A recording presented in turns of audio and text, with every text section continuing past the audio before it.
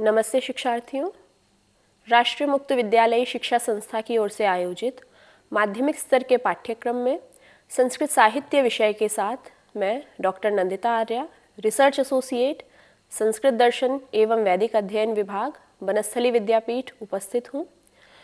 विगत कक्षा में भासकृत कर्णभारम को हम पढ़ रहे थे। कर्णभारम के 2 पद्य हमने देखे, जहाँ हमने पहले पद्य के रूप में मंगलाचरण को पढ़ा था। नृसिंह रूप में जो विष्णु है वो हमारा कल्याण करें, ऐसी प्रार्थना सूत्रधार के द्वारा की गई थी।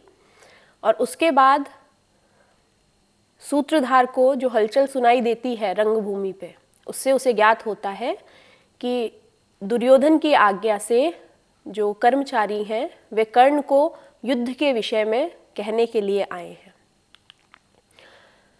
और प्रवेश करके जो भट्ट है वो ढूंढ रहा है कर्ण को, उन्हें ये निवेदन करने के लिए कि वे युद्ध भूमि पर उपस्थित हों।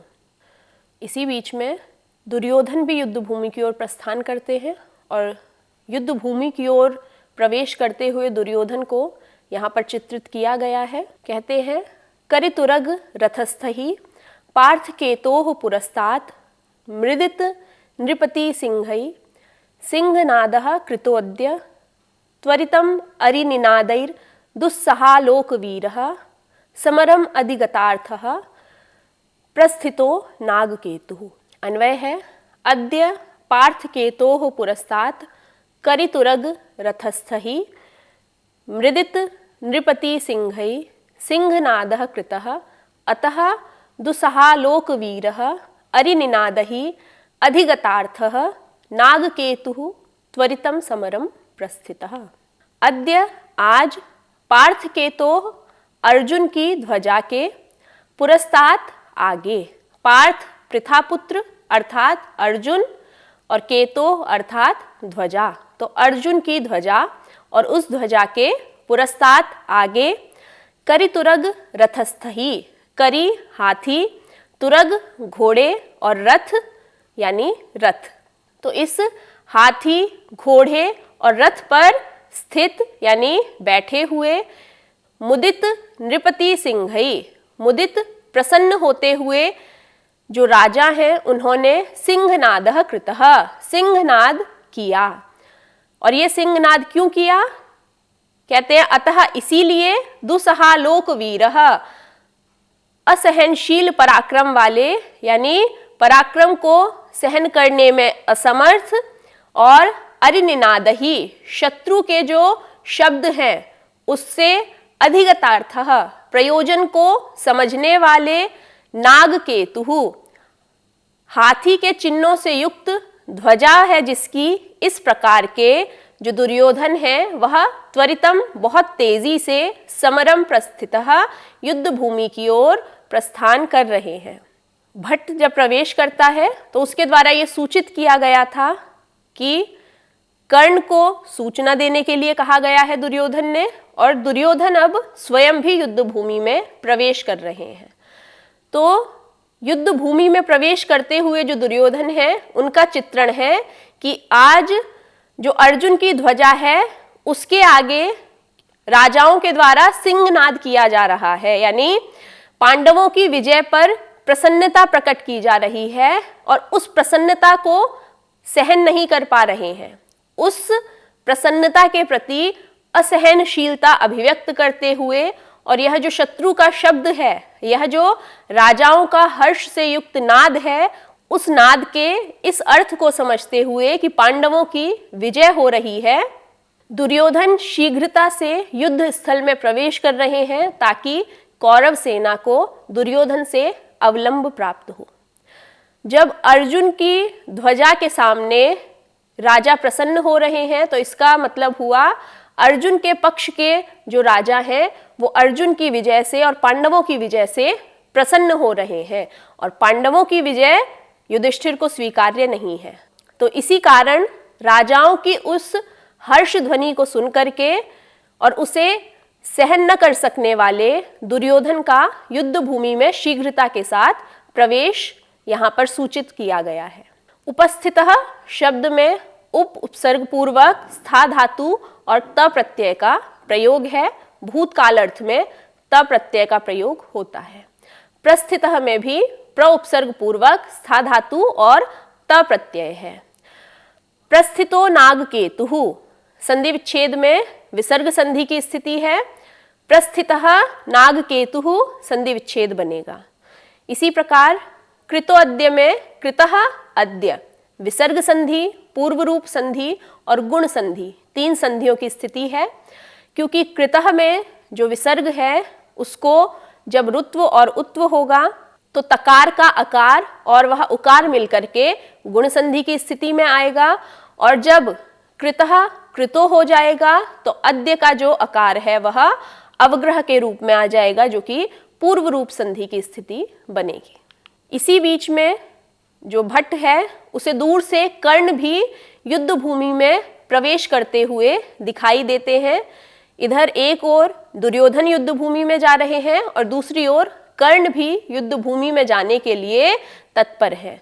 तो युद्ध भूमि में प्रवेश करते हुए जो कर्ण हैं उनका वर्णन किया जा रहा है, और कर्ण का वर्णन करते हुए कहते हैं अत्युग्र दीप्त विशदः समरे अग्रगण्यः शौर्ये च संप्रति सशोकमुपैति धीमान् प्राप्ते निदाघ समये घन राशिरुद्धः सूर्य स्वभाव रुचिमानिव भाति कर्णः।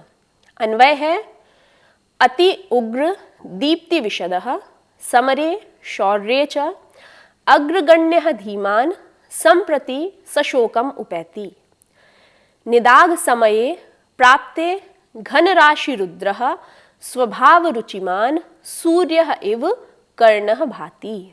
अर्थात अत्युग्र, अत्यधिक उग्र, तेज, जो बहुत ज्यादा चमक रहा है, इस प्रकार के अत्यधिक तेज से युक्त चमकते हुए, समरे शौर्ये च, समर अर्थात युद्ध, शौर्य अर्थात पराक्रम। तो अति उग्र, अत्यधिक चमकते हुए, समरे शौर्ये च, युद्ध और पराक्रम में जो अग्रगण्य है, जिनकी गिनती सबसे पहले की जाती है, अत्यधिक तेजस्वी जो हैं और युद्ध और शौर्य दोनों में ही जिनका नाम सबसे पहले आता है, इस प्रकार के धीमान अर्थात बुद्धिमान। कर्ण के लिए ये विशेषण प्रयोग में लाए गए हैं कि वह कर्ण कैसे कैसे हैं, अत्युग्र, अत्यधिक तेज युक्त है। समरे शौर्ये च अग्रगण्यः, पराक्रम की स्थिति जहां भी रहेगी, युद्ध भूमि और शौर्य दोनों में ही अग्रगण्य है।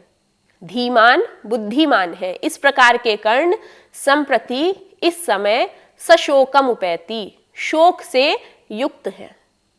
युद्ध भूमि में शल्य के साथ में प्रवेश करते हुए कर्ण का चित्रण है, और युद्ध भूमि में प्रवेश करते हुए जो कर्ण है वो शोक से युक्त दिखाई दे रहे हैं।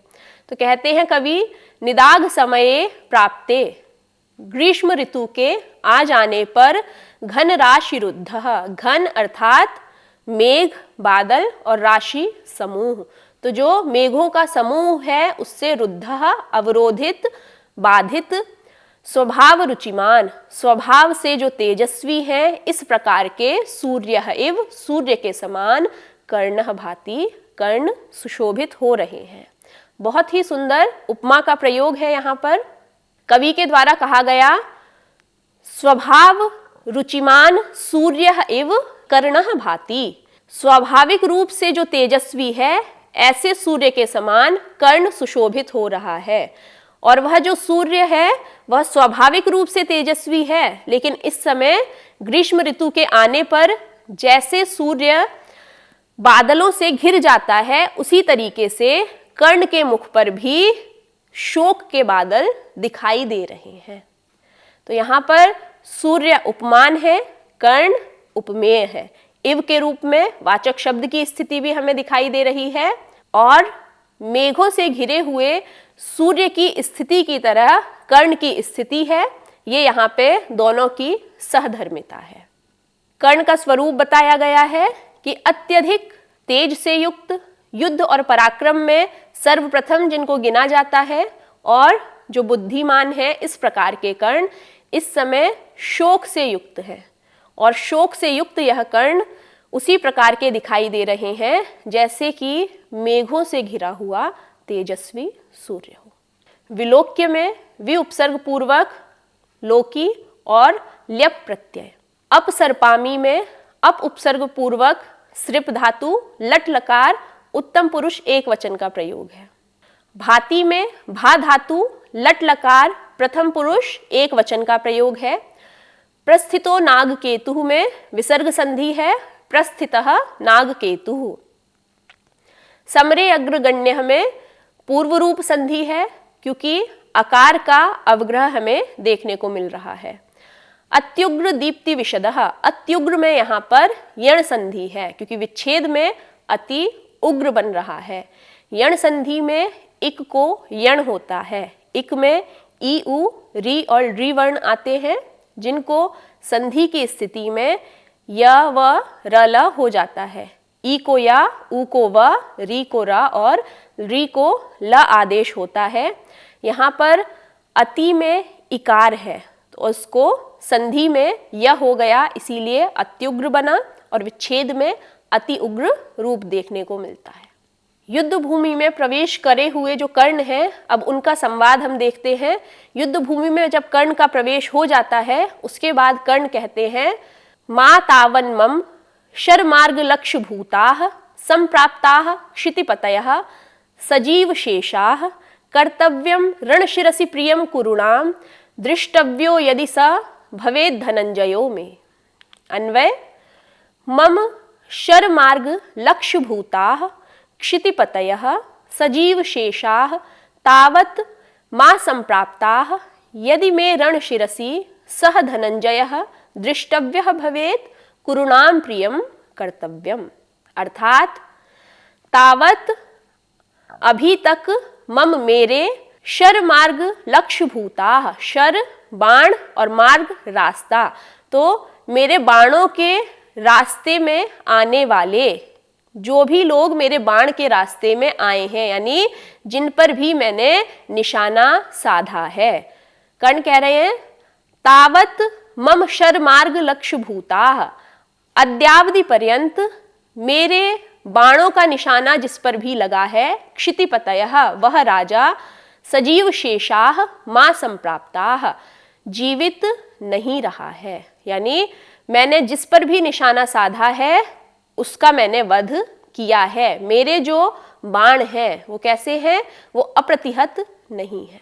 मैंने युद्ध में सभी राजाओं को पराजित किया है। कह रहे हैं यदि रण शिरसी, यदि युद्ध भूमि में आज मैं, मुझे अपने आप के लिए कह रहे हैं कर्ण, मुझ कर्ण को सह धनंजयः वह अर्जुन दृष्टव्यः भवेत् दिखाई दे तो मैं क्या करूंगा, कुरुणाम प्रियम कर्तव्यम, कौरवों का जो प्रिय है, कौरवों की जो चाही गई चीज है वह मैं करूंगा।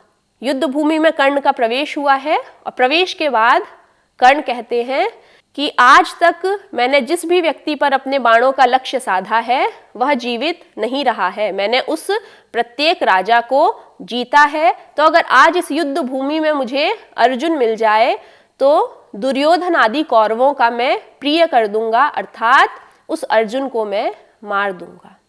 इस प्रकार से कर्ण के इस वक्तव्य में उनके अर्जुन के साथ युद्ध की जो प्रबल इच्छा है वह हमें ज्ञात हो रही है।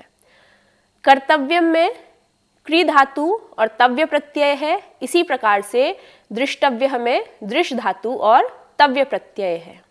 आगे तावन मम को जब संधि विच्छेद हमने किया अन्वय में तो हमने देखा था तावत और मम बना था। यहाँ पर अनुनासिक संधि है जो कि व्यंजन संधि के अंतर्गत आती है। जब संयुक्त पद में तावन मम बना तो वहाँ पर मम का जो म है वो अनुनासिक वर्ण है, इसी कारण से तावत का जो त था उसको भी अनुनासिक हो गया और अनुनासिक होगा उसको अपने ही वर्ग का। तो तवर्ग का अनुनासिक जो वर्ण है वह नकार है, इसीलिए तावत मम को तावन मम हो जाता है संधि की दृष्टि से। दृष्टव्यो यदि में विसर्ग संधि है, संधि विच्छेद होगा दृष्टव्यः यदि। भवेद धनंजयो में व्यंजन संधि है, क्योंकि जब हम संधि विच्छेद करते हैं तो देखते हैं भवेत और धनंजयः बन रहा है। तो विच्छेद में जो त है संधि में उसका दकार हो जा रहा है। यहाँ पर जश्त्व संधि की स्थिति है। जश्त्व संधि में तवर्ग का तृतीय वर्ण दकार है। यहाँ पर भवेत धनंजयः में, धनंजयः में विसर्ग संधि की स्थिति है। तो इस प्रकार से हमने देखा कर्ण युद्ध भूमि में आए हैं और अर्जुन के साथ युद्ध की अपनी अभिलाषा को वो प्रकट करते हैं। इस बात को कहने के बाद कर्ण के द्वारा शल्य को आदेश दिया जाता है कि वह रथ को उस स्थान पर लेकर जाएं जहां पर अर्जुन है, और शल्य के द्वारा उनकी आज्ञा को शिरोधार्य किया जाता है। आज की कक्षा में यहीं तक के प्रसंग को पढ़ेंगे। कल की कक्षा में आगे देखेंगे कि नाटक में कथा वस्तु किस प्रकार से घटित होती है।